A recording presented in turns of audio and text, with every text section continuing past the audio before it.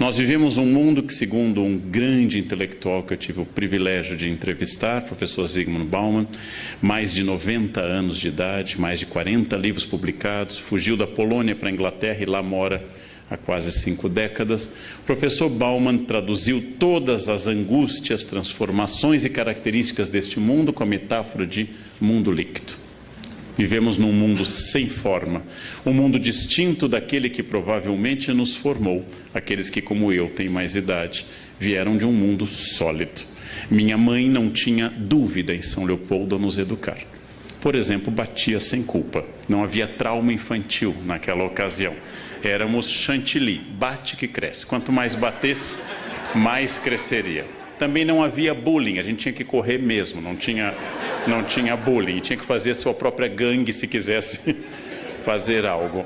Não havia nada daquilo que caracteriza este mundo. Minha mãe e minha avó, em São Leopoldo, tinham certezas absolutas. Minha avó insistia que eu fizesse concurso na Petrobras. E eu fico imaginando hoje, nesta fase da minha carreira, onde eu estaria se eu tivesse me tornado dirigente da Petrobras hoje, né? Ou rico, ou preso, ou as duas coisas, que é uma novidade recente. O professor Bauman, essa grande cabeça pensante, que eu aspiro muito a chegar, que sai a idade dele com essa capacidade de raciocínio, o professor Bauman descreve tudo isso como um mundo, a partir da metáfora que Marx usou em 1848, onde tudo que é sólido desmancha no ar. Um mundo onde não há mais certezas. O símbolo é aquilo exatamente que acontece neste momento nessa sala. Eu estou falando a pessoas fotografando, outras digitando, outras atualizando o Face e outras estou na palestra, kkkk. Ou seja, é isso, este é o mundo. Nosso corpo está aqui e nosso espírito está em muitos lugares. Muitos lugares. Uma das características do mundo líquido é que o aqui e agora não junta mais corpo e alma. Nós não temos mais consciência e presença física neste momento. Nós temos um mundo intermediado pela tecnologia. Um mundo que cada vez mais depende dessa tecnologia. E essa liquidez atinge naturalmente valores. É melhor criar os filhos com grande clareza de princípios? Ou é melhor criar os filhos numa escola um pouco mais construtivista e um pouco mais livre? São dúvidas que nós temos que nossos avós não tiveram. Eu digo como professor, para acalmá-los como pais ou avós, tanto faz, não dá certo de qualquer jeito. Eles irão ao psicólogo por motivos diferentes, só. Se vocês fizerem regras muito claras e muito duras, eles irão ao psicólogo porque a mãe era opressiva. Se vocês não fizerem, eles irão ao psicólogo porque a mãe não dava bola para eles. Não, vocês errarão sempre. Então, não tem jeito. Sintam-se tranquilos porque não tem jeito. Os valores são muito fluidos. E uma das características, para quem como eu, vários aqui se apresentaram e disseram que eram professores, os alunos de hoje tiraram o conceito de autoridade e passam a considerar que tudo é uma questão de opinião. Eu dou a eles um texto do maior filósofo da história moderna para a contemporânea, Immanuel Kant. Eles leem 3 parágrafos, eles têm 18 anos, e eles dizem, não concordo. Kant. Ou seja, eu digo a eles, daqui a 30 anos, lendo em alemão todos os dias Kant, você poderá dizer, eu entendi. E nos próximos 30, talvez no fim da vida, dizer, acho que não concordo. Mas eles já não concordam com 18 anos. Ou seja, nós temos um mundo que diluiu valores como autoridade. E a única coisa que eu lamento nessa transformação é que eu fui aluno quando os professores tinham toda a razão. E hoje eu sou professor quando os alunos têm toda a razão. Eu nunca peguei um momento bom nessa história, né? Eu nunca gostaria de ter sido aluno agora ou ter sido aluno, professor, há 50 anos. A globalização é uma realização. Eu já falei em texto e já falei na TV Cultura que a minha avó era o modelo da mulher não globalizada. Quando eu voltei do pós-doutorado no México, disse a ela, vó, os mexicanos comem abacate com sal. E minha avó constatou, isso dá diarreia. E eu disse a ela, vó, o Brasil é o único país do mundo que come abacate com açúcar. Em todo o planeta Terra se come abacate com sal. Minha avó então concluiu, o mundo não sabe que dá diarreia. Não importa o que eu dissesse, ela tinha certezas. As certezas dela eram totais. Por que vocês correm quando começou a onda de correr? Por que vocês correm? Por que vocês ficam correndo, não é? Gastando energia? Não, mas é para manter a forma física. Lava a roupa, corta a grama, para ficar correndo. Não? Era absolutamente consciente. Quando o Dr. Cooper disse em São Paulo, há uns 12 anos que eu assisti, disse que correr desgastava as articulações, era melhor andar, a minha avó concluiu, eu sabia, eu sempre soube que isso era assim. Globalização aliada a um individualismo brutal. Basta vocês perguntarem hoje, ao chegarem a casa, perguntarem às pessoas isso. Perguntem ou afirmem, eu estou cansado. E 100% dos senhores ouvirá que resposta? Eu também. Quem está casado há mais de 12 horas sabe que essa é a resposta. Ah, mas eu acordei às 7, eu acordei às 5. Eu tenho uma dor de cabeça, eu tenho um tumor. É uma concorrência permanente. Ninguém ouve ninguém. Somos totalmente individualistas. Qualquer dado que eu enunciar aos senhores, meu mais velho tem 19, eu vou ouvir o quê? O meu tem 17, o meu já tem 22. Ninguém ouve ninguém. Nós somos individualistas e somos obrigados pela primeira vez na história a sermos felizes. Ninguém entra numa entrevista de RH se não for feliz. É a primeira condição de RH, felicidade. Defeitos possíveis. Entrevista de RH, perfeccionismo. Não, mas diga um defeito de verdade, obsessão com horário. Não, mas um defeito mesmo, colocar a empresa acima da família. Esses são os nossos defeitos. Há 100 anos uma foto batida, e eram raras, ninguém sorria. Porque sorriso fácil era coisa de gente estúpida. Hoje é obrigatório sorrir e ser feliz o tempo todo. E se você não está feliz, há remédios para isso. Porque a tristeza é considerada não um estado de espírito como a melancolia dentro da teoria dos humores, a melancolia, mas é considerado um defeito. A pessoa está triste, faleceu meu pai, você está triste, toma um remédio, mas faleceu o pai, deve estar triste, se não estiver há um problema, mas na verdade a melancolia é considerada hoje uma doença, ela é tratada. O que na minha geração era criança desatenta, hoje deve ser tratada com Ritalina. Existe déficit de atenção? Sem dúvida, mas ele é raro. O que existe mais é vagabundagem mesmo. Mas a gente medica tudo. Em alguns países medicam mais do que os outros. Onde começou essa mudança com a qual eu introduzi minha fala? Quando, por volta de 1455, Gutenberg, na região que viria a ser a Alemanha, traduziu um princípio chinês que provavelmente ele não conhecia, que era a imprensa com tipos móveis. Se uma Bíblia antes levava anos para ser copiada e iluminada por monges, ela agora pode ser impressa rapidamente. O primeiro livro da história impressa é uma Bíblia. O Brasil tem 2 exemplares dessa Bíblia e o conhecimento começou a se capilarizar, metáfora biológica, ou se atomizar, metáfora física. O que aconteceu no século XV é idêntico ao que acontece hoje com a internet, ampliação do conhecimento. Antes, apenas meia dúzia de padres tinha acesso ao conhecimento. Jean Delumeau, historiador, diz que a Bíblia é o incenso da reforma. Sem a Bíblia, sem a imprensa, não teria ocorrido um fenômeno como Lutero, não teria ocorrido um fenômeno como Calvino, que passam a imprimir seus livros. E imprimir cada vez mais rápido e passam a difundir. Esta mudança tecnológica atinge esse objeto que aqueles que na sala conhecem naturalmente têm certa idade.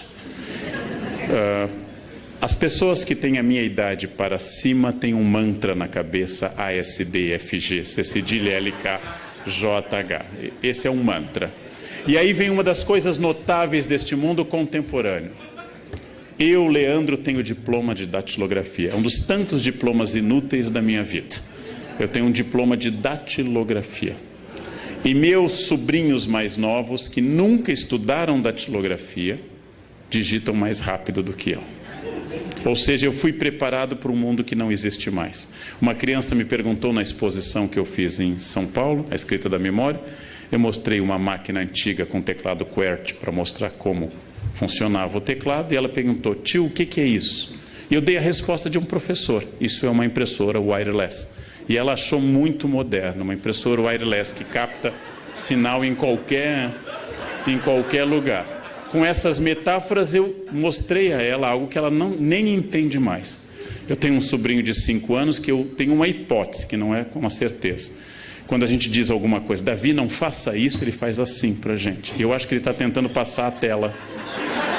Eu acho que ele acha que a realidade do mundo é touchscreen, ou seja, é só fazer assim que a tela avança. Ele faz assim para a gente. Eu não sei se é isso, mas eu desconfio que ele acha que em caso de incômodo basta avançar uma etapa do jogo. Eu visitei a Nova Inglaterra há 2 anos com uma equipe brasileira para analisar escolas, coisa que eu faço muito no mundo todo, e havia uma professora alfabetizando crianças sem lápis e caneta, só com tablet. E uma das professoras do meu grupo, da USP, horrorizada, diz, o que acontece com essa criança quando não tiver lápis? E a professora, muito inteligente, disse, o mesmo que a senhora quando não tem computador, né? Não escreve. Sem instrumento de escrita a gente não escreve. Tanto faz se seja uma caneta ou um computador. A única vantagem é que numa ilha deserta eu posso escrever na areia SOS. E um jovem vai ficar procurando sistema para mandar um pedido de socorro. Mas é uma mudança muito rápida, gente. Eu fiz provas nisso. Eu sou especialista em mimeógrafo. É outra habilidade inútil que a minha biografia me deu. Tantos colegas eram alcoólatras por essa causa. De manhã cedo o mimeógrafo começava a rodar. A gente sabe imprimir coisas com mimeógrafo, rodar provas com mimeógrafo. Eu sei dar uma aula com retroprojetor. Eu sei fazer uma lâmina de acetato com o conteúdo da aula. Fiz muito isto. Ou seja, há uma mudança no conhecimento. Eu mostro aqui uma enciclopédia e penso, eu sei procurar numa enciclopédia. Não há um sistema de busca, existe uma ordem alfabética. Eu fui criado para um mundo que não existe mais, um mundo que desapareceu. Um mundo que se tornou obsoleto à medida que eu cresci. E eu aprendi tecnologia. Porém, eu aprendi como segunda língua. E todos os que vieram muito depois de mim aprendem como língua nativa. Essa é uma diferença grande. Para saber a idade de uma pessoa, façam perguntas como o cabo é HDMI ou USB? E pronto, vocês já terão uma pista muito grande. Observem como a pessoa digita. Um só dedo, mais de 30. 2 polegares, menos de 30. Observem como a pessoa insere imagens nas mensagens de WhatsApp. Os jovens inserem mensagens adequadas. Os adultos jogam muitas figurinhas, mas não têm a menor ideia do que aquilo significa. Ficam botando o rostinho, mas nem conseguem ver bem, por causa da presbiopia, qual é o rostinho adequado. E ficam mandando, porque acham moderno ficar mandando essas coisas. Bem, o que aconteceu neste mundo líquido que o Bauman nos advertiu? Em primeiro lugar, dissolveram-se fronteiras, todas as fronteiras. Fronteiras de idade, fronteiras de tratamento, fronteiras de gênero. Fronteiras de gênero foram dissolvidas. Houve relativismo de valores, que é a nossa marca hoje. E a incerteza, como dizia um professor meu, é a marca contemporânea. Essas transformações são tão rápidas, tão volumosas, tão agitadas, que nós perdemos a referência. Lembrando que um homem que dormisse no ano de 1100 e acordasse em 1300, veria muito pouca transformação na Europa. Um homem que dormisse em 1980 e acordasse em 2015 não se comunicaria conosco. Se eu dissesse a ele, um homem de 1980 manda um torpedo, ele imaginaria uma batalha naval. Não passa um what? Que? What? Não. Ele não saberia se comunicar, porque em 1980, em alguns lugares muito avançados, havia impressoras matriciais, não havia mouse e havia teclados de fósforo verde do computador. Havia disquetes grandes. Disquete, jovem, anotem, depois o tio faz uma explicação. Vão anotando essas palavras vintage. Disquete. Isso. Esses dias eu traduzi um poema na Unicamp e aparecia a palavra petticoat em inglês e as pessoas, o que é isso? Eu disse, anágua. Aí, silêncio. Silêncio. Anágua é o máximo. O que é comum? Confundir o fim de um mundo com o fim do mundo. Quando eu começo a dizer o mundo está acabando, significa que o meu mundo que me deu significado está acabando. O mundo que me traduziu está acabando. O mundo que eu aprendi a viver, o mundo das minhas novidades está acabando. Quando eu tinha 7 ou 8 anos, nós íamos a Porto Alegre conhecer a escada rolante nas lojas americanas. e tomar uma banana split lá em cima. Viemos conhecer e voltamos todo orgulhosos para o Colégio São José em São Leopoldo. A gente conhece a escada rolante, que o quê? A escada sobe sozinha, a gente tem que dar um pulinho nela e ela vai, e ninguém acreditava, achava que a gente estava brincando com isso. Este é o meu mundo, não é o século XV, este é a metade para o fim do século passado. Este é o mundo que me formou, este mundo passou rapidamente. Por isso que meus alunos, eu disse, sempre me elogiam e dizem: professor, o senhor está bem para a idade. Porque alguém de 18 anos olha para alguém de 52 como eu e diz: nossa, que é um milagre, né? Eu vou ao banheiro sozinho, por exemplo, infelizmente, vou ao banheiro sozinho. Todas essas questões são questões de uma rapidez de fatos, que quando as pessoas olham para um ídolo do passado, para quem tem 14 anos é Xuxa. Quando falam de um ídolo do passado, é algo anterior à atual década. E isto significa que este quadro do Munch, o Grito, pintor norueguês, é o quadro fundacional da modernidade, pintado na década de 1890, há várias versões. Ele pinta o Estreito de Oslo, o Fiord de Oslo, ele pinta o céu alaranjado, provavelmente pela erupção do Krakatoa, e ele pinta esse mundo sem linha, desesperado, expressionista, sem muita tranquilidade. A modernidade líquida começa neste momento com essa dependência tecnológica. Realmente, a primeira definição contemporânea de inferno que eu acabei de ouvir é que inferno é um lugar sem rede Wi-Fi. E este é o inferno. É um lugar que você não consegue conectar nada. Isto é literalmente hoje o inferno. E a linguagem, naturalmente, tem que acompanhar essa rapidez líquida. Não, já falou. Isso é uma mensagem. Machado de Assis, nosso gênio da língua, morto em 1908, diria: não é língua portuguesa, mas o autor é gaúcho, RS. Achim não é português, TB também não, e o resto também é um código.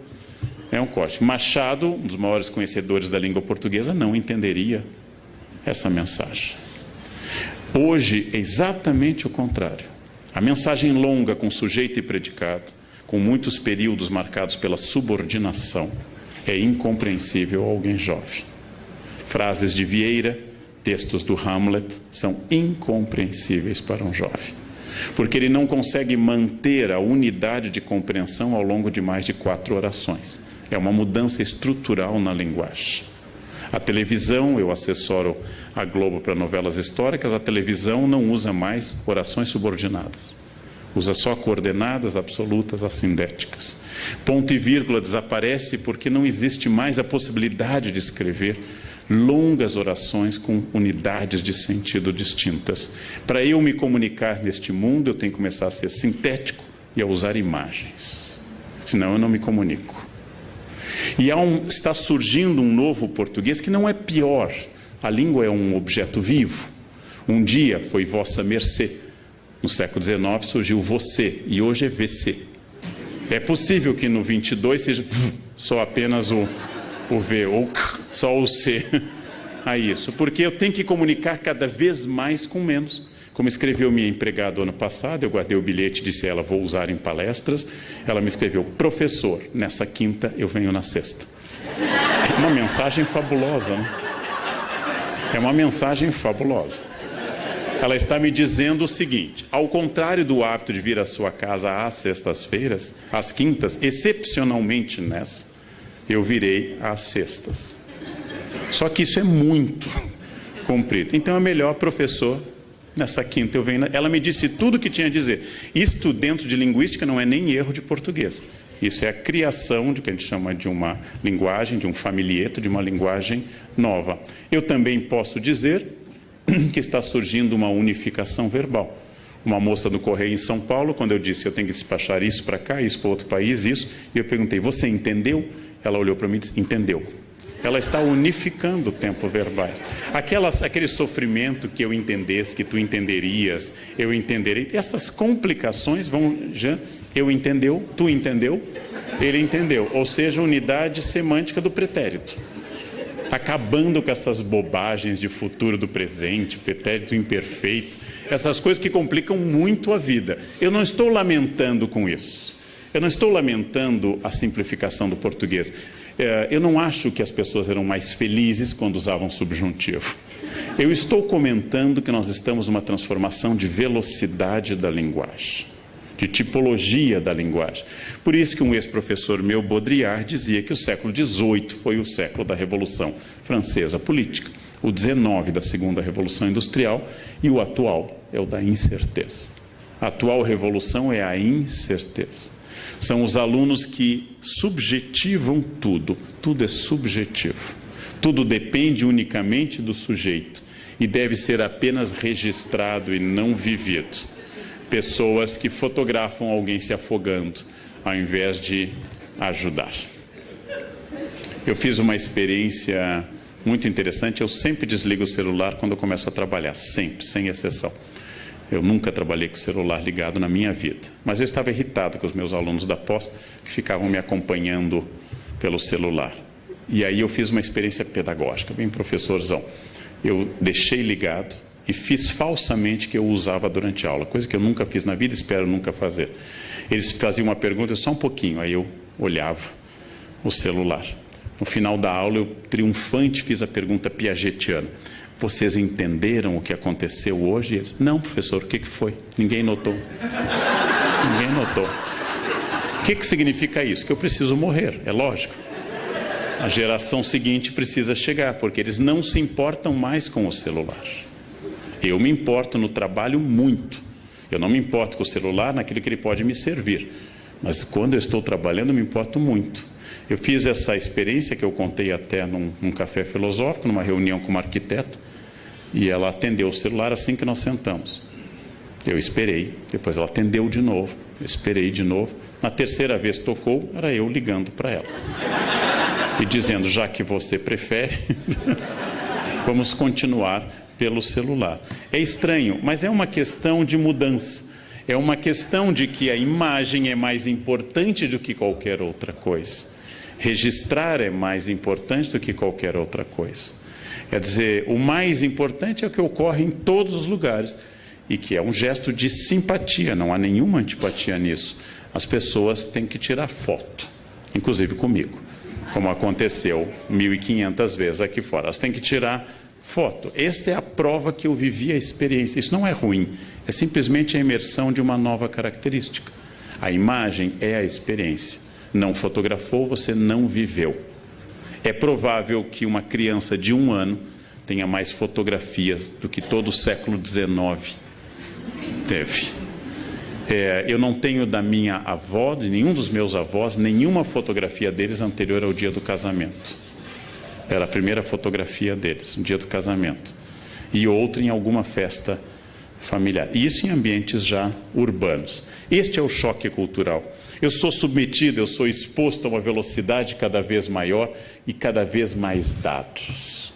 Quem achava que a internet acabaria com papéis, quem achava que a internet acabaria com casa tulhada, enganou-se. Hoje nós temos internet, computadores e papéis.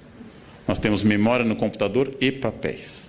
Os papéis continuam sendo mandados. Cada tese que chega à minha casa semanalmente, são 4 ou 5 eucaliptos derrubados. Chega em PDF e em papel para isso. Mas há uma confusão que é preciso ser dito, que atinge o tema da nossa reflexão de hoje. A informação é extraordinariamente grande, mas isso não é formação. E as pessoas estão confundindo as duas coisas. Nunca tivemos tanto acesso à informação, mas isso não me torna nem médico, nem historiador, nem advogado. Isso não me torna sequer um bom cozinheiro, sequer uma boa bordadeira. Jovens, anotem bordado, outra palavra, depois o tio fala. Então, não tenho, como brinca um grande amigo meu, médico, o Jairo Hidal, os pacientes chegam com o seu exame já consultado, Dr. Google. Ah, meu HDL está tanto. E ele pergunta, o que você recomenda nestes casos? A confusão entre informação e formação é muito grande, porque nós temos um imenso alargamento de fontes e uma menor relevância dessas fontes. Tenham conta que Santo Agostinho, teólogo mais influente do Ocidente, leu menos e tinha menos livros do que qualquer um dos senhores. Santo Agostinho provavelmente tinha uma biblioteca de 200 livros. A minha na Unicamp tem 6.000 e é o meu menor depósito. E o mais notável, eu sou muito menos que Agostinho de Hipona. Isso é que é o notável. Eu tenho muito mais informação que Agostinho de Hipona. Eu sei coisas que Agostinho de Hipona nem desconfia. Mas como Agostinho de Hipona tinha apenas uma Bíblia, e eu tenho 17 traduções da Bíblia, ele lia aquela Bíblia sem parar e refletia sem parar sobre aquele texto. E eu leio todas as fontes. Vejam um exemplo.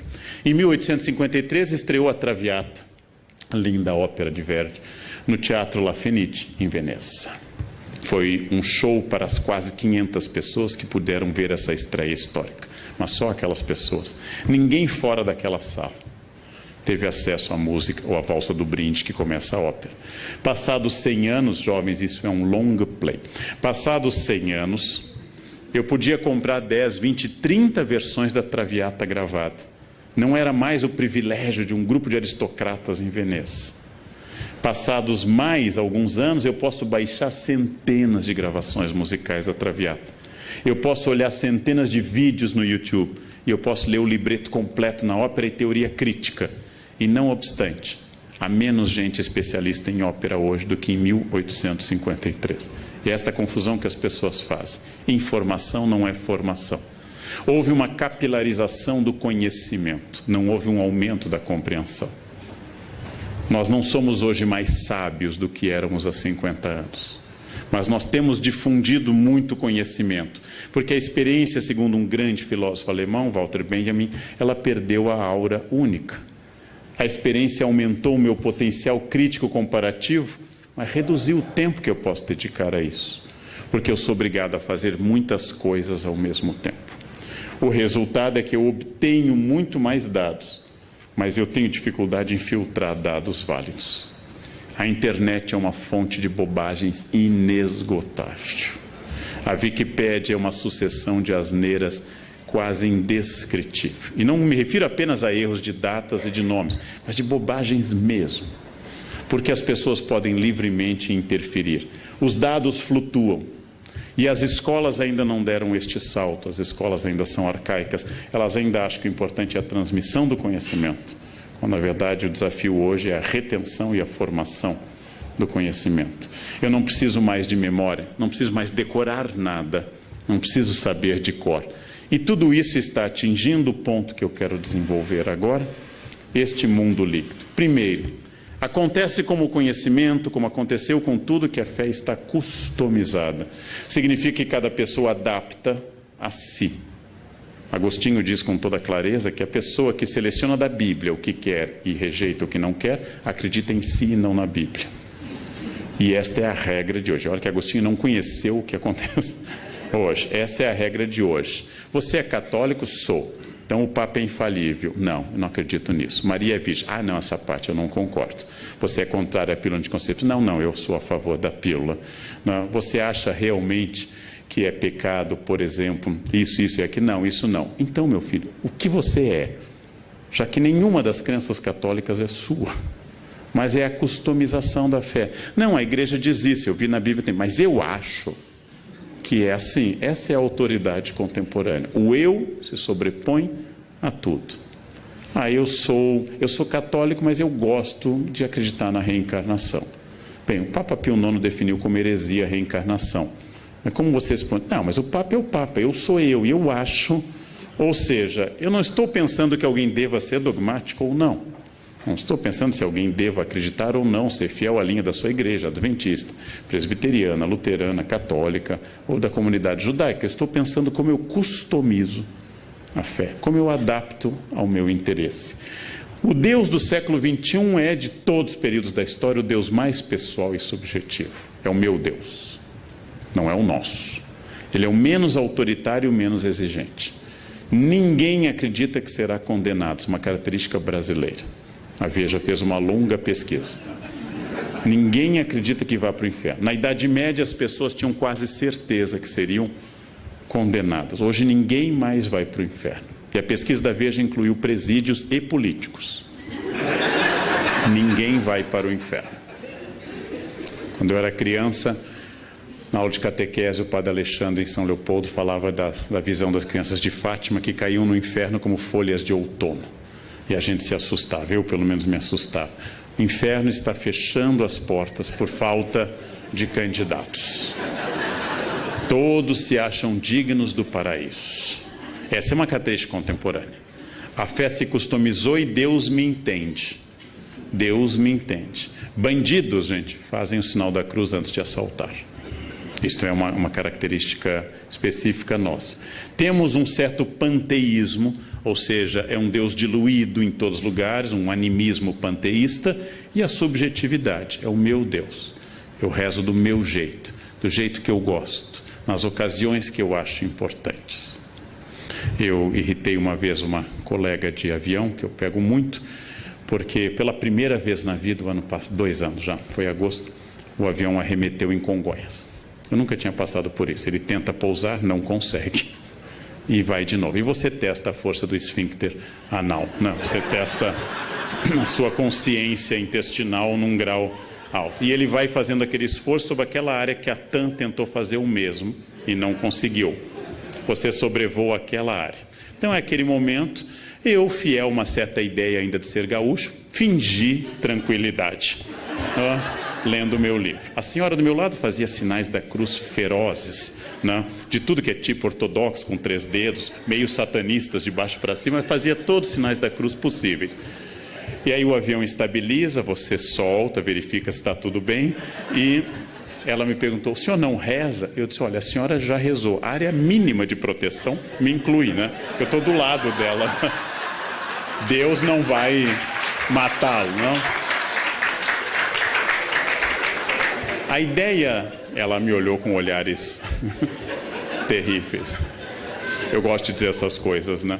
Num avião, ano passado, uma senhora deu aquela tremida e me disse, minha Nossa Senhora Aparecida. Eu disse, olha, padroeiro da aviação é Nossa Senhora de Loreto. Não reze para a entidade errada, né? Você vai pedir Nossa Senhora Aparecida, não é o departamento dela, ela rejeita, o avião cai. Nossa Senhora de Loreto. Guardem a palavra. Nossa Senhora de Loreto. Bem, o panteísmo e a subjetividade vêm junto com infantilização. Esse tipo de mensagem de um Deus infantilizado, entre o cafona e a infância, entre o kitsch e a teologia, é hoje dominante. A ideia de Deus é um Deus infantilizado, não é à toa que a expressão Papai do Céu está em alta. Nada de Deus de sofrimento, nada do Deus da Sexta-feira Santa. A procissão do Senhor morto não é mais, a dor, a paixão segundo São Mateus, do luterano Bach, é vista pela beleza artística, não mais pelo conteúdo. É o Deus infantilizado, é o Deus meio cafona que vem sempre ao meu encontro de braços abertos. O Cristo juiz, o Cristo de Mateus 25, o Cristo condenador, o Cristo do fim do mundo está em crise. O Cristo salvador, a soteriologia, a salvação divina está em ascensão. As imagens dizem sempre, este carro pertence a Jesus, creio em Deus, até o Porta dos Fundos tem um videote que Jesus vem reclamar o carro. Já que você disse que esse carro é de Jesus, Jesus vem levá-lo embora. A adaptação da mensagem religiosa à mensagem de propaganda é outra característica notável deste mundo. A ideia de que eu devo manifestar publicamente, muito mais importante que eu manifeste na camiseta, no carro e no adesivo, do que eu viva qualquer preceito evangélico. Ou seja, aquele motorista que está escrito, esse carro pertence a Jesus, ou tem o peixe, um dos símbolos mais antigos do cristianismo, e hoje de pertencimento a uma igreja específica, também fura o sinal vermelho. E vai. Ou seja, esse carro pertence a Jesus, mas o motorista continua demoníaco, absolutamente demoníaco. A base disso é que a religião hoje tem que ter uma mensagem clara e pessoal. Faz sucesso o padre, o pastor, o pregador, o rabino, inclusive, que fale de cura e prosperidade. E não traga às pessoas a dimensão trágica da existência. A relação é individual, não rezo mais pelo país. Eu rezo sempre por mim e pela minha família. E, finalmente, ela é sempre positiva. Padre, pastor, rabino, mulá islâmico, que fale muito em compromissos, em obrigações e outras questões, perde público. Eu tenho que ser positivo. Essa é uma imagem de um pintor famoso. e que faz esse Jesus pop. É uma imagem clássica do coração de Jesus, é um Jesus do século XVIII para o XIX, essa imagem, mas foi aqui adaptada a uma linguagem pop. Jesus com um coraçãozinho na cara. Não é ruim nem bom, o historiador não faz isso. Isto é apenas uma infantilização customizada da imagem de Jesus. Não é menos fiel, já que não temos nenhuma imagem de Jesus. Não é menos fiel à imagem original, mas é uma customização de um Buddy Christ, de um Cristo legal, que me entende sempre, que está sempre ao meu lado, que não estabelece obrigações. Nós temos hoje, como em tudo, inclusive na lei, uma religião dos meus direitos e nunca dos meus deveres. Isso vale para a Constituição brasileira, isso vale para a religião também. Ser cristão significa que Jesus me protege, óbvio. Mas também significa que há um conjunto de obrigações baseadas nesse compromisso. Isso está embaixo. Jesus amigo, Jesus protetor, Jesus Buddy Christ, Jesus legal, é hoje uma marca. Jesus é o meu melhor amigo. Jesus simpático, Jesus handsome, bonitão, estendendo a mão, é o meu melhor amigo. O Jesus da cruz está embaixo. No Congresso Brasileiro existe um crucifixo. Me entrevistaram uma vez, perguntaram o que eu acho. Eu disse, olha, só tem um problema, não sei como não deu processo, mas eu disse. Jesus foi crucificado entre 2 ladrões. E no Congresso tem 513 deputados. É demais. Eu acho que nem Jesus merece essa carga, né? 2 ladrões ainda conseguiu converter um. 513 deputados, gente. Eu pediria a retirada do crucifixo por motivos religiosos e não de Estado laico. Pediria por respeito a Jesus. Respeito a Jesus. Outro traço da crença atual é que ela tem que ser o mais catártica, ou seja, a palavra catarse, palavra aristotélica, o mais cheio de energia, missa animada, seja ela carismática, seja ela um culto neopentecostal. Mesmo naquele protestantismo que é o limite entre o protestante histórico e o pentecostal, que é o batista, há um bom culto, é aquele culto animado. Erguei as mãos, dai glória a Deus, canta, anima. Eu, como estudo religiões, eu frequentei a missa do Padre Marcelo. Eu recomendo aos senhores, porque é um caso muito interessante, mas tem que ir logo, porque não dá para ir na terceira idade, você não tem energia, você não chega ao credo, porque senta, levanta, grita, rodopia, não dá. É uma missa para jovens com boa capacidade aeróbica, boa capacidade, porque ele é animado. O cara animado é aquele. Então, a ideia de um rito catártico, que as pessoas vão na marcha com Jesus, que vão numa missa carismática ou vão num culto neopentecostal, é outra característica dessa crença. Ao lado de um fenômeno urbano típico da década de 70 em diante, que é o New Age. Teorias orientais, Yin, Yang, da teosofia, do taoísmo, que atinge a teosofia, ecologismo, Deus está nas árvores, nas cachoeiras, animismo, Deus está diluído na natureza, e assim por diante. Essas religiões da nova era entendem o sagrado como geral, que você deve sentir a grande metáfora que é a energia, palavra que me irrita em particular. Quando as pessoas, você sente nesse hotel essa energia? Claro que sinto, 5 estrelas, a cama é ótima, eu sinto uma energia fabulosa, né? Quando tem aquela toalhinha de esfoliação suave, que você passa no rosto e é uma lixa, eu sinto uma energia ruim. As pessoas fazem isso, meditam sem meditar, tiram poses porque é New Age. A influência da astrologia, do I Ching, da angelologia clássica, ou seja, da parte da teologia que estuda os anjos, do tarô, de símbolos de boa proteção, de incorporação de elementos de outras religiões, por exemplo. É o caso do Brasil, onde passamos nos últimos 30 anos a utilizar branco no Ano Novo, influência de cultos afro-brasileiros, e agora lingerie vermelha, se você quer amor, lingerie amarela, se você quer dinheiro. Imaginem alguém de cueca vermelha, o que atrai a isso? Um Exu, né? O que atrai uma pessoa de cueca vermelha? Cueca amarela. Imaginem a cena de cueca amarela. Salvo se alguém aqui está cueca amarela, é exceção do que eu estou dizendo. A crença de que tudo isso faz parte de um processo geral, já que não é uma ordem nem cristã, nem especificamente católica, se vestir de branco no Ano Novo.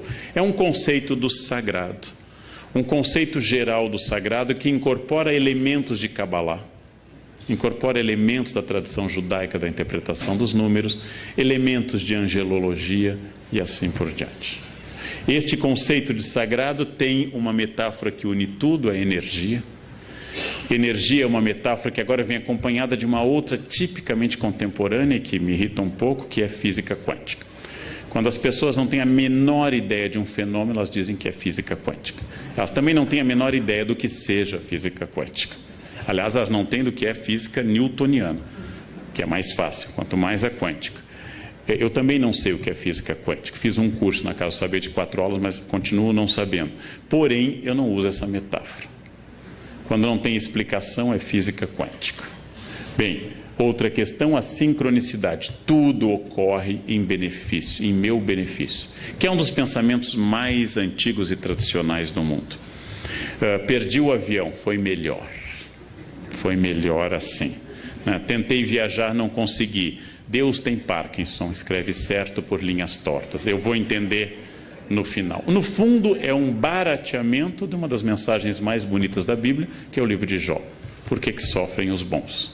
Deus diz isso a Jó, né? Você pescou o Leviatã, você sabe o que eu quero, né? Quando Deus recrimina Jó. E só que essa teologia de Jó, que é os capítulos 1, 2 e o final são os mais antigos do Antigo Testamento, essa teologia de Jó vira uma espécie de universo que conspira a meu favor. Minha empregada me diz que leite com manga dá certo, dá morte. Então eu quis demonstrar a ela que isso é uma lenda e comi manga com leite. Não morri. Ela disse, não, mas o senhor é neto de alemão, não funciona. Então já tem uma variante. Só mata brasileiro luso, clássico, né? Aí ela me disse, não fala, professor, que acontece. Eu disse, esse teto vai cair, viu? Não caiu, então não acontece. Não. E ela, não, mas não é assim, tem que dizer com convicção. Não tem jeito. Não tem jeito, é quântico isso. Finalmente, os elementos orientais como karma e dharma, tradicionais nas religiões do Oriente, e que aqui são ressignificados sem muita propriedade. Karma e dharma são usados numa noção bastante livre de que é o seu karma. É meu karma ter na minha frente no avião alguém perdido, que não consegue achar o seu lugar, que vai até o meio do avião e descobre que é o lugar 2A. Então vem voltando contra Piracema, tentando voltar ao lugar 2A. É meu karma, é meu karma. Eu tenho que, em outra vida eu prejudiquei fila de avião, então nessa eu vim com essa missão. E acima de tudo, uma ideia até um pouco perversa, que doença é fruto do pessimismo e da amargura. Pessoas azedas têm câncer, pessoas para baixo têm câncer. E aí eu lembro, Madre Paulina, padroeira no Brasil contra o câncer, era uma pessoa super para cima e morreu com câncer. Madre Teresa de Calcutá não era azeda e teve câncer, entre outros problemas. A ideia de que o otimismo cura tudo, você tem que ser para cima, você tem que ser animado, é uma ideia infantil. É uma ideia de crianças de fase pré-operatória. Se eu pensar, acontece. E o pensamento cria tudo. É um pouco idolátrico esse pensamento. É o clássico pecado de substituir o Criador pela criatura. Ou seja, a ideia que as partes práticas das religiões, como o islamismo, que eu estou dando um curso neste momento na Unicamp, diz com grande clareza, especialmente o islamismo sufi, confie em Allah e amarre seus camelos com firmeza. Essa é a parte prática. Inácio de Loyola dizia, reze como se os homens não existissem e trabalhe como se Deus não existisse. Essa é uma forma um pouco moderna e prática, mas isso aqui é um pouco infantil. O que você está fazendo? Eu estou pensando muito positivo. É um pouco problemático isso. Há uma nova consciência que mistura conceitos indígenas, culto à natureza, chás, maconha, ayahuascas, ervas e assim por diante. Essas pessoas fundem num sincretismo contemporâneo essa crença. Eu vou dar um exemplo que eu visitei e não conhecia ela. Quando eu fui a primeira vez, ela já tinha falecido.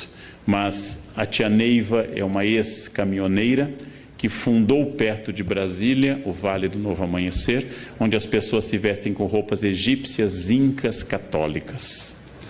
E ela já faleceu, e aqui está a tia Neiva com seus mentores, que são entidades indianas e indígenas, e também católicas. E aqui estão as pessoas que eu fotografei no Vale do Novo Amanhecer, vestidas com roupas ora ciganas, ora que elas atribuem que seja da época de Jesus e assim por diante.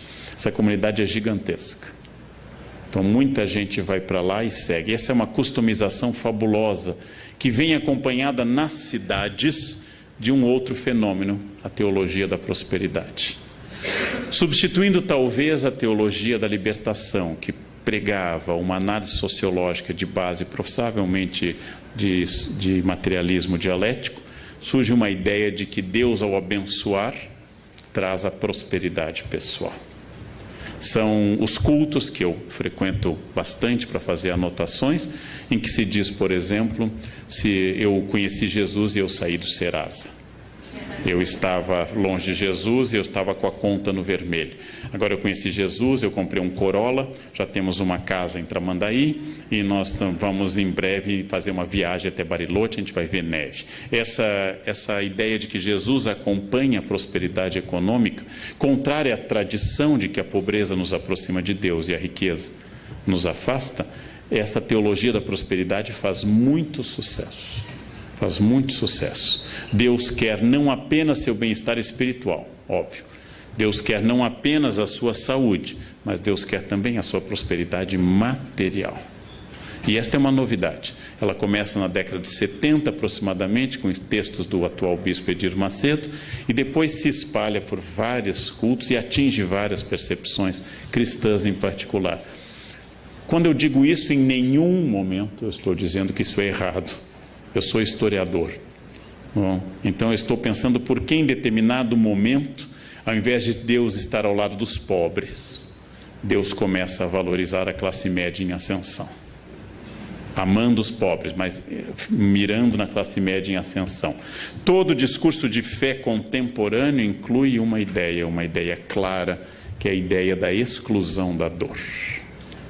A exclusão da dor.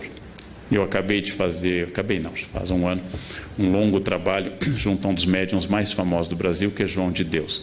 E é uma das coisas mais fascinantes que eu fiz na minha vida. A cidade inteira se veste de branco. E vão lá com problemas e com doenças, e vem gente do exterior. E tem até um documentário, John of God. Não? E as pessoas fazem, e ele diz, mantenha a quimioterapia, mas confie na minha mediunidade.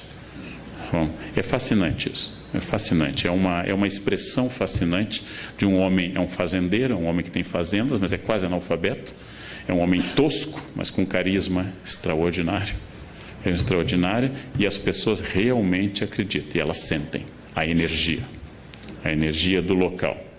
A fé atual é muito midiática. Me refiro aqui à extraordinária missa ocorrida em Copacabana, com a primeira viagem do Papa Francisco à América Latina. Houve uma surpresa geral. A missa deveria ter sido num outro lugar. No mês mais chuvoso no Rio de Janeiro, escolheram um lugar que tinha pântano. Foi uma escolha, não é fácil fazer esse tipo de escolha, tem que pensar muito. Tem que pensar muito. É pegar o mês de chuva em Porto Alegre e fazer na Ilha da Pintada um campo para fazer uma... Conseguiram. Aí transferiram para Copacabana.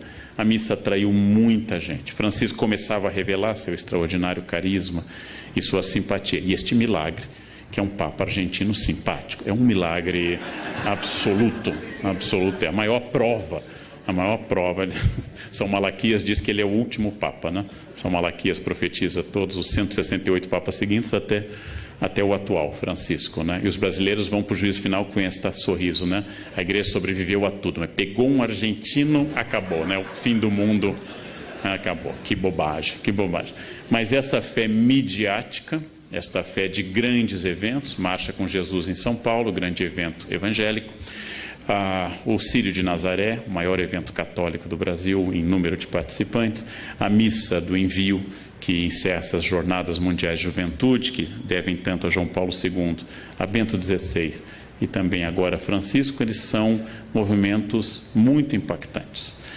Eu diria que, ao contrário do século XIX, quando Nietzsche anunciou que Deus estava morto, quando os liberais anunciaram a morte iminente de Deus, que os liberais estão mortos e Deus vai bem. Deus vai bem. Essa é uma velha piada universitária. Deus está morto, assinado Nietzsche. Embaixo, Nietzsche está morto, assinado Deus. Ou seja, uma velha piada. Se há 50 anos, que era um período muito mais conservador, como eu acabei de falar para a revista Isto É, há 50 anos havia poucas emissoras religiosas de rádio e de televisão. Hoje eu tenho que ter cuidado, porque praticamente só tem emissoras religiosas. Logo, em plena modernidade líquida, Deus aparece como uma boia, uma segurança, uma referência permanente. E o futuro da religião hoje é mais brilhante do que a gente poderia dizer na década de 60. Na década de 60, o cardeal Vicente Scherer tinha acabado de inaugurar um grande seminário em Viamão, esperando uma explosão de vocações, e as vocações despencaram. Muita gente achava que a igreja fecharia por falta de candidatos. Isso mudou. Isso mudou. Ainda há carência de vocações, mas isso mudou. E as igrejas evangélicas se capilarizam com muita rapidez e também mudou este quadro. Há mais gente religiosa em 2015 do que havia em 1980. Há mais gente religiosa. Há um efeito enorme nas periferias do Brasil sobre a questão de drogas e de álcool, da presença religiosa. São pessoas que passaram a viver isso. Em prática, eu diria que, como todo mendigo até hoje, pede uma esmola pelo amor de Deus e agradece que Deus lhe abençoe, que os discursos religiosos continuam tendo muito sentido semântico e prático na nossa sociedade. Como nós enfrentamos, como disse que Thomas, problemas estruturais sociais, como nós continuamos com problemas estruturais, sociais, culturais e econômicos, o discurso religioso continua muito significativo dentro deste vazio. Dentro deste vazio contemporâneo que tem uma imensa dificuldade em estabelecer referências, nessa velocidade que eu fiz toda a primeira parte acelerada, as mensagens continuam com sentido. Dando um curso uma vez sobre tradução de hebraico na Unicamp, eu lembrei que, veja uma metáfora que perdeu totalmente sentido, que é belíssima, mas perdeu sentido. As metáforas agropastoris da Bíblia. O reino de Deus é semelhante ao grão de mostarda. Eu sou a videira, vós sois os ramos. O que significa para um ser humano urbano nascido no centro de Porto Alegre?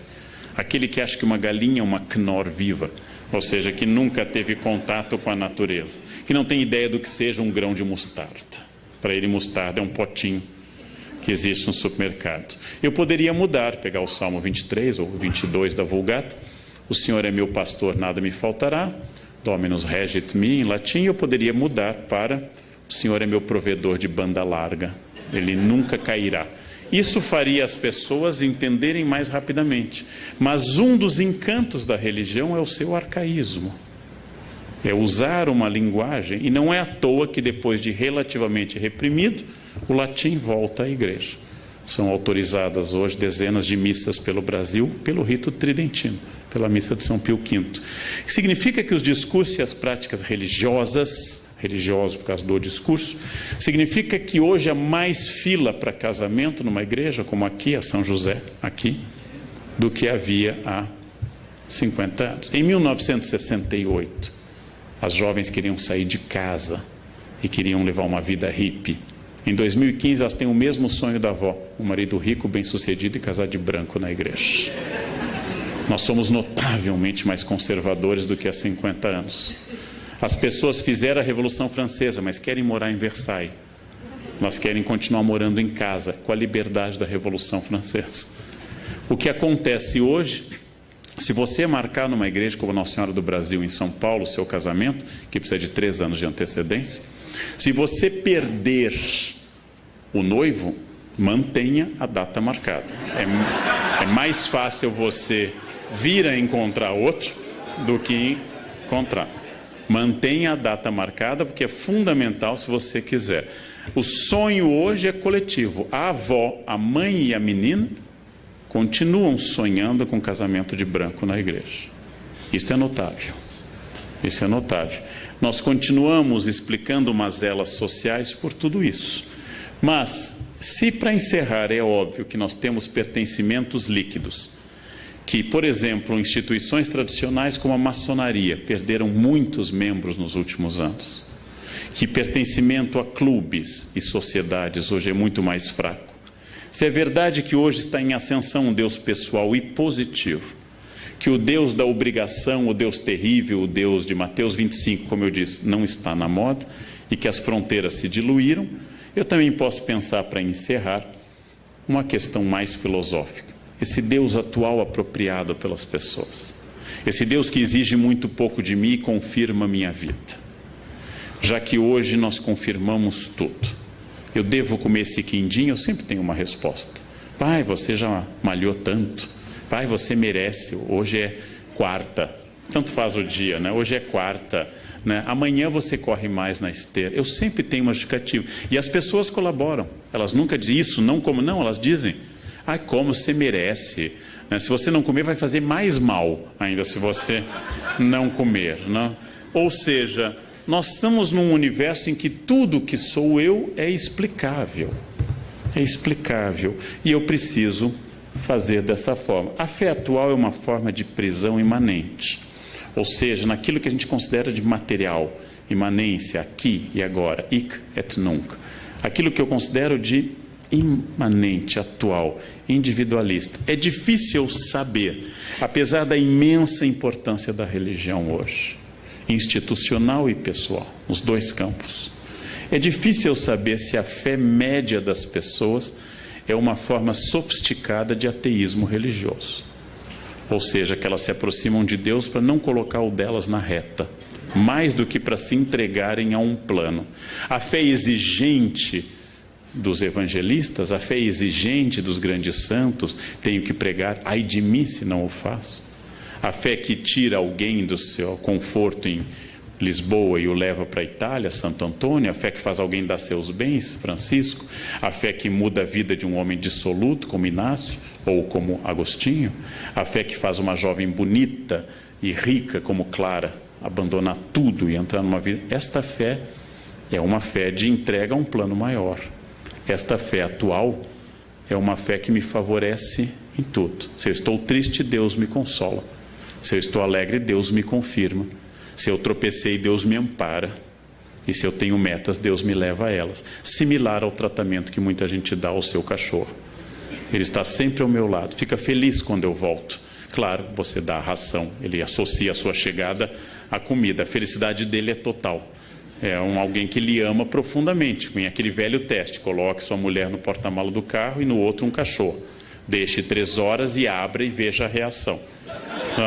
Aí você vai saber quem lhe ama de verdade. O cachorro que você colocou vai ficar super feliz que você abriu o porta-malas. As mulheres raramente interpretam isso como felicidade. O que significa isso? É mais uma vez essa contradição que eu trabalhei ao longo da minha fala. É possível que nós estejamos num dos momentos mais religiosos da história humana. Haja vista a grande quantidade de manifestações, associações, instituições, congressos, etc. É possível. E é possível que uma parte desta nova religiosidade tenha a ver com a imersão de um homem líquido, que dá muito pouca importância a algo que não lhe favoreça. E eu diria, não sendo religioso, que o maior desafio dos religiosos hoje é cristianizar os cristãos. Esse é o grande desafio. O desafio do século XV era cristianizar indígenas, 16, no 19 eram os asiáticos, os africanos, idólatras, liberais, ateus. Hoje o desafio é cristianizar os cristãos e parar de dizer Senhor, Senhor, e começar a entender o desafio que significa uma opção de entrega. Então, este é o grande desafio. O campo é bom, porque nós temos hoje um prestígio religioso maior do que nunca. A influência política das religiões em 2015 no Congresso é maior do que em 1950. Getúlio Vargas, ateu total, inaugurou o Cristo Redentor em 31. Abriu todos os congressos eucarísticos da era Vargas. Facilitou o Congresso Eucarístico de Porto Alegre, que já não era mais no governo dele. Ele já estava deposto. Ou seja, porque ele sabia, como Napoleão, que perguntado pelo Papa Pio VII, você pode governar sem Deus? Napoleão diz, sem Deus eu posso, sem os bispos não. Então, esse é o aspecto prático de um homem prático, como Napoleão ou como Getúlio, ateus como Potts. Agora, esta é a questão e o grande desafio contemporâneo. Esta é a grande questão. Quer dizer, como enfrentar um ambiente que formalmente é religioso e na prática é completamente egoísta, voltado para si e totalmente alheio a quaisquer desafios religiosos possíveis, né? Como falar de Deus para quem tem Deus no carro, na casa, na camiseta, mas só não tem no coração e na atitude. Esse é um desafio é o mesmo desafio de sempre. Como falar da lei para doutores da lei, para escribas e para fariseus, aqueles que pagam o dízimo sob o cominho e não entenderam o básico. Esse é o desafio contemporâneo do mundo líquido. Era o que eu tinha a dizer na hora que me reservaram. Muito obrigado pela atenção dos senhores. Obrigado.